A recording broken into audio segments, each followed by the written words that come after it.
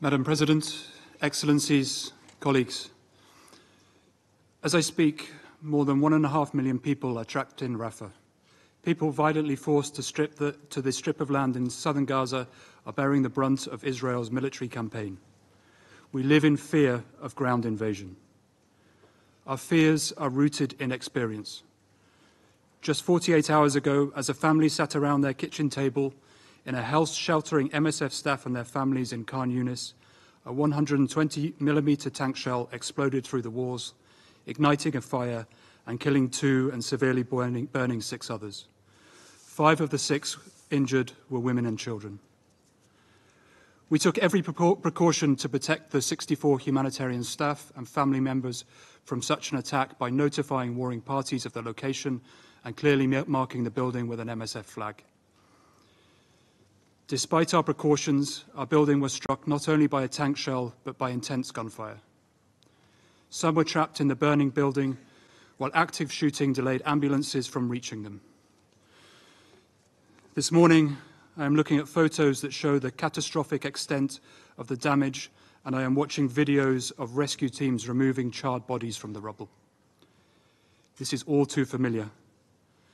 Israeli forces have attacked our convoys, detained our staff, bulldozed our vehicles, hospitals have been bombed and raided, and now, for a second time, one of our staff shelters has been hit. This pattern of attacks is either intentional or indicative of reckless incompetence.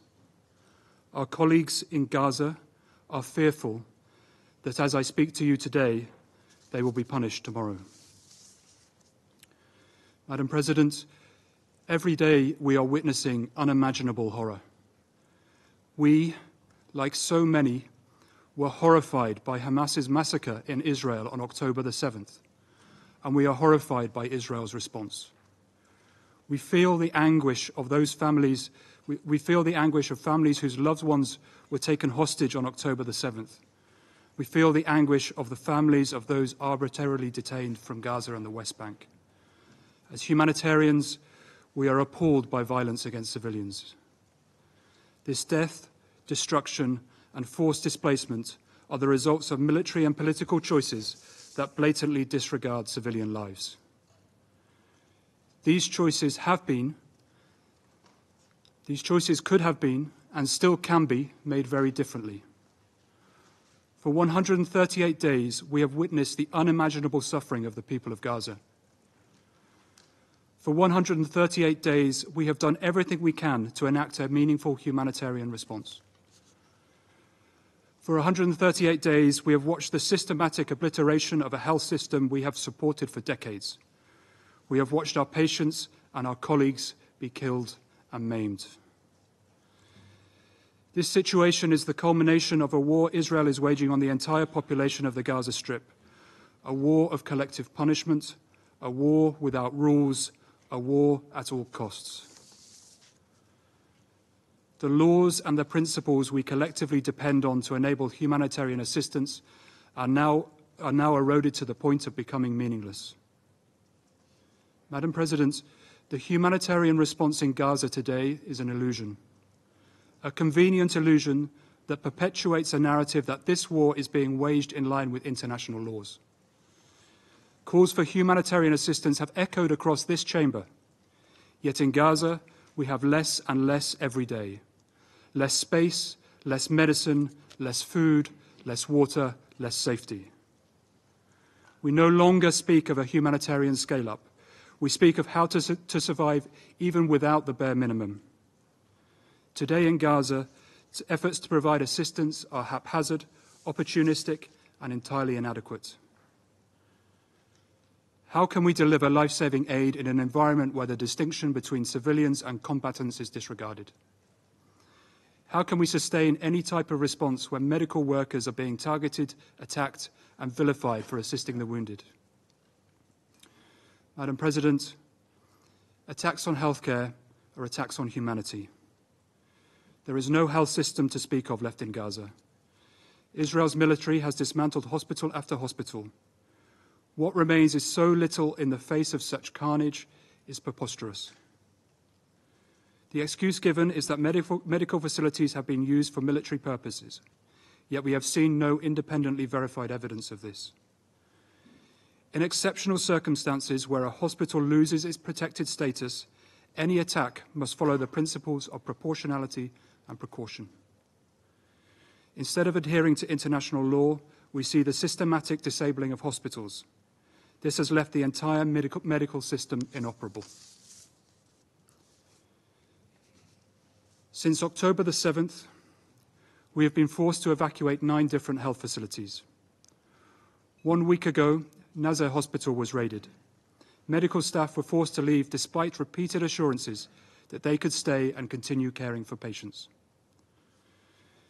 These indiscriminate attacks, as well as the types of weapons and munitions used in densely populated areas, have killed tens of thousands and maimed thousands more. Our patients have catastrophic injuries, amputations, crushed limbs, and severe burns. They need sophisticated care. They need long and intensive rehabilitation. Medics cannot treat these injuries on a battlefield or in the ashes of destroyed hospitals. There are not enough hospital beds, there are not enough medications, and not enough supplies. Surgeons have had no choice but to carry out amputations without anesthesia on children. Our surgeons are running out of basic gauze to stop their patients from bleeding.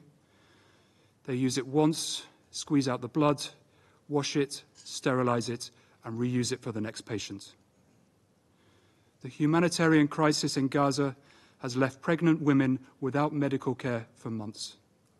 Women in labor cannot reach functional delivery rooms. They are giving birth in plastic tents and public buildings. Medical teams have added a new acronym to their vocabulary, WCNSF, Wounded Child, No Surviving Family. Children who do survive this war will not only bear the visible wounds of traumatic injuries, but the invisible ones too. Those of repeated displacement, constant fear, and witnessing family members literally dismembered before their eyes. These psychological injuries have led children as young as 5 to tell us that they would prefer to die.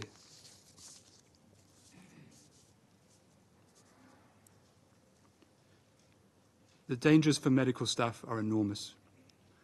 On a daily basis, we are making the choice to continue working despite the increasing risks. We are scared. Our teams are beyond exhausted. Madam President, this must stop. We, along with the world, are closely watching how this Council and its members have approached the conflict in Gaza. Meeting after meeting, resolution after resolution, this body has failed to effectively address this conflict. We have watched members of this Council deliberate and delay while civilians die. We are appalled by the willingness of the United States to use its powers as a permanent Council member to obstruct efforts to adopt the most evident of resolutions, one demanding an immediate and sustained ceasefire. 3 times this Council has had an opportunity to vote for the ceasefire that is so desperately needed, and 3 times the United States has used its veto power, most recently this Tuesday.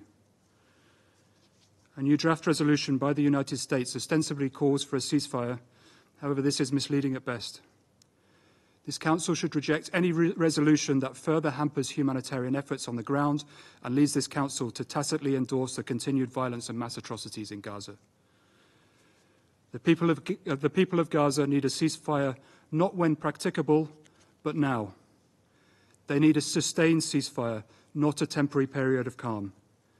Anything short of this is gross negligence.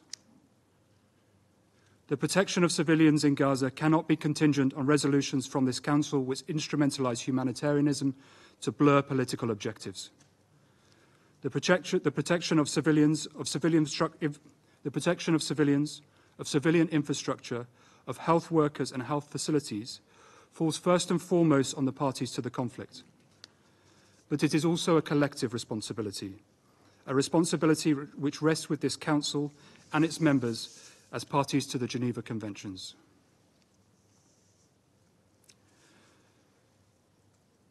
The consequences of casting international humanitarian law to the wind will reverberate well beyond Gaza.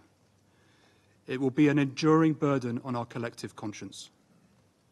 This is not just political inaction, it has become political complicity. 2 days ago, MSF staff and families were attacked and died in a place they were told would be protected. Today, our staff are back at work, risking their lives once again for their patients. What are you willing to risk? We demand the protections promised under international humanitarian law. We demand a ceasefire from both parties. We demand the space to turn the illusion of aid to meaningful assistance. What will you do to make this happen? Thank you, Madam President.